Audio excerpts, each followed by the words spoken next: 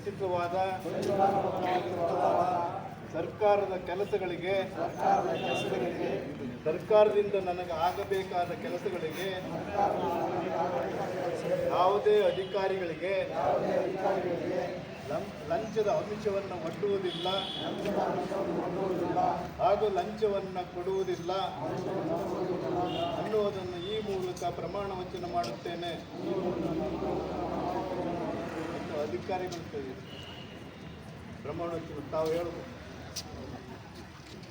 ಈ ದೇಶದಲ್ಲಿ ರಚಿತವಾದ ಸಂವಿಧಾನಬದ್ಧ ಹಕ್ಕುಗಳನ್ನು ಕೇಳಲು ಜನತೆ ಬಂದಾಗ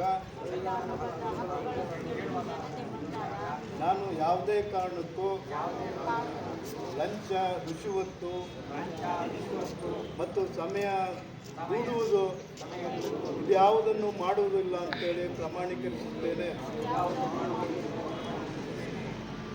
ಕರ್ನಾಟಕ ರಾಜ್ಯ ರೈತ ಸಂಘಕ್ಕೆ, ಕರ್ನಾಟಕ ರಾಜ್ಯ ರೈತ ಸಂಘಕ್ಕೆ, ರೈತ ಚಳುವಳಿಗೆ, ರೈತ ಹೋರಾಟಕ್ಕೆ